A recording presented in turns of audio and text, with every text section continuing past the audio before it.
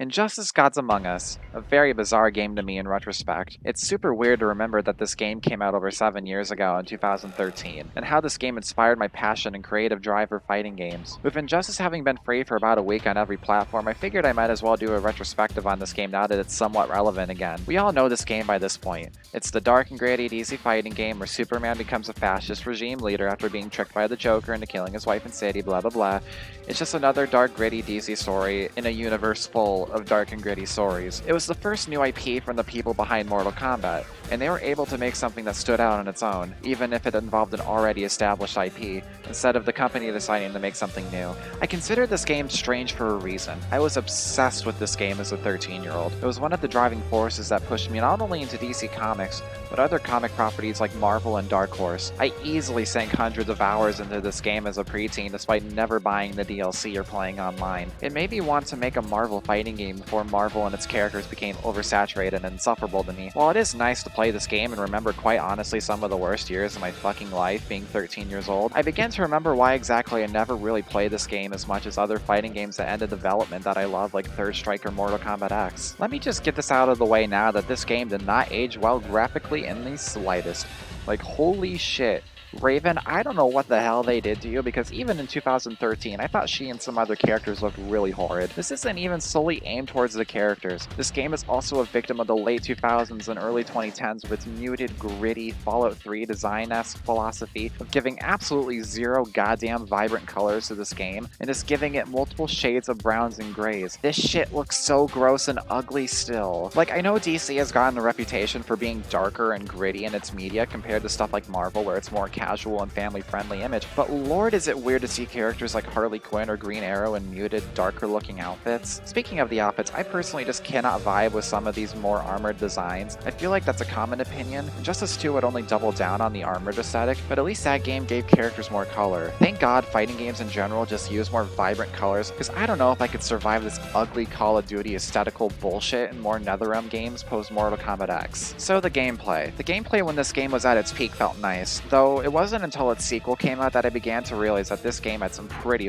annoying things in it. Even at the time, I thought making the stage interactables unblockable was super stupid, especially when the same one can be used more than once, like the dumb missiles in the Ferris aircraft stage. It especially becomes irritating when certain characters can't physically lift and throw interactables and can only make it explode or only bounce off them, like Zatanna or Killer Frost, which thankfully characters like this weren't even implemented in the sequel, God bless. Stage transitions are also super long, and like, God bless NetherRealm for shortening them in the sequel.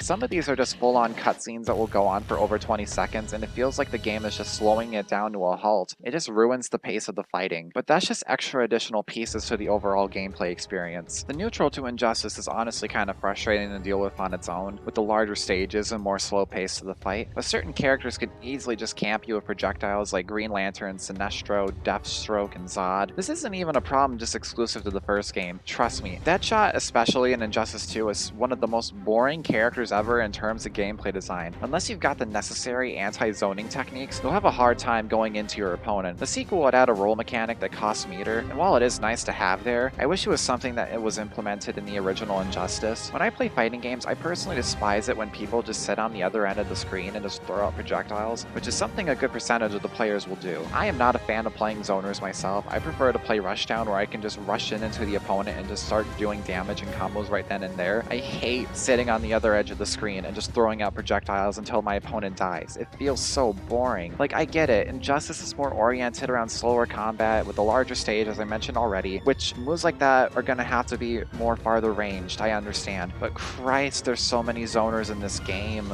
I'll stop ranting about zoning because, like, I don't want to sound like one of them, what you kids call a scrub, but I'll at least say characters in this game were better designed than some of the characters in Injustice 2. I'll cut this game some slack since 2 gave us characters like Deadshot, Darkseid, Robin, and Dr. Fate. Darkseid is one of the most disgusting gameplay designs in a NetherRealm game. Tied with MK11 Joker and MK11 Sub-Zero, I am going to throw up. Speaking of which, the roster, back in 2013, I'm gonna be honest, I was a disgusting, putrid normie who bought this game for Joker and Harley Quinn. Despite the game going out of its way to include a lot of popular DC characters, I had no clue who a good portion of these characters were. Like, do you expect like a normal casual person to know who Solomon Grundy or Killer Frost is? Some odd character choices here and there, but the roster roster felt like it had the archetypes it needed. The DLC lineup was also pretty good in hindsight. Injustice is the one NetherRealm game that doesn't have a heavy focus on guest characters in its lineup, which I think is pretty great. Sure, Scorpion is the edgelord character that every middle schooler forked up their allowance for, but at least he was the only one there and it helped bridge MK and DC's fan bases. This was the last game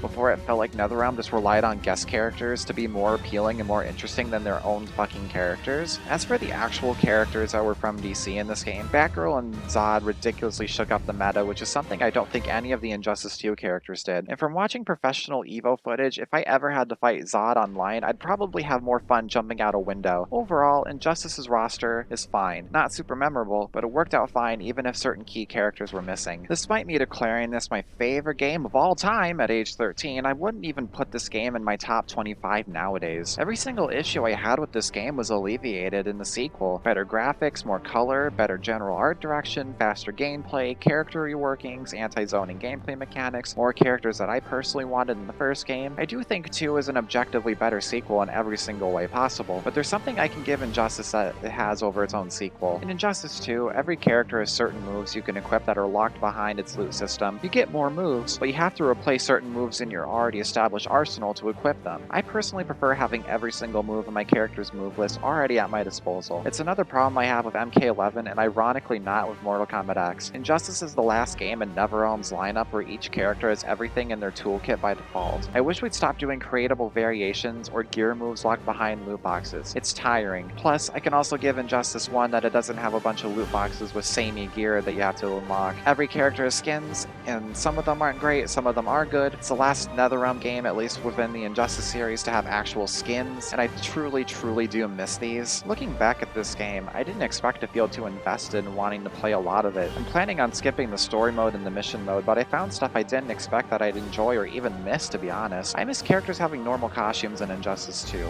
I miss complete movesets for every character right out the gate. I miss certain characters. Deathstroke and Zatanna for Injustice 3 win, but that's besides the point. Injustice laid down the foundation for its sequel, and aside from wanting to replay certain characters exclusive to this game, I feel like it's aged better than people say. Just because the game looks ugly now doesn't mean it's a bad game or a dead game. Hell, I find this game far more entertaining to play now than MK11, but I digress. I'm kind of fucking tired of people calling a game that doesn't look graphically on par anymore a dead game, because at the end of the day, graphics just don't matter at all, because there are so many games that don't look good today that still play very well and have a lot of fun with. Like, I'm so tired of people just saying that every single game needs to be a graphical masterpiece. Why can't games just be games anymore? We don't need to rely on heavy graphics for a game to have lasting staying power. No game is gonna age well. We're gonna look at Cyberpunk 2077 in maybe 10-15 years and be like, wow, this game looks like fucking shit now. I think the reason this game dropped as a favorite overall was mostly because future NetherRealm titles came out, like Mortal Kombat X and Injustice 2, that not only brought me tons of happiness like Injustice 1 had, but they also kept me happier for far longer. This is the earliest NetherRealm game on Steam as I'm making this, because Mortal Kombat 9 vanished off Steam before I could have made a retrospective of that game. Thanks for using the disgusting 2010 pedophile Freddy Krueger that resulted in the game getting taken down by Warner Brothers. You are literally killing it, NetherRealm! This game is typically never looked at compared to other past NetherRealm titles, and I wish people would give this game another shot 7 years later. I still think there's a lot to this game that people can enjoy today. It's just a shame this game will more than likely go back to obscurity once its high is over. This game might be left to the wayside, but I'll hold on to it for being a game that made me happy in a period I typically try to forget. I gotta thank Injustice for everything it ever did for me, especially for turning me into a large DC fan and an even bigger fighting game fan. And it all started with a game with a purposely out of character evil Superman. In short, sure, Injustice 1 looks ugly, and Injustice 2 kind of made everything about this game obsolete aside from some characters, but I do think we should look back on it as an important piece of fighting game history. No other really big fighting game ever managed to have a story of characters this out of character while still being able to massively appeal and be likable to a lot of people. It's kind of insane, honestly. I feel like Injustice 1 deserves a lot more respect than it actually manages to get.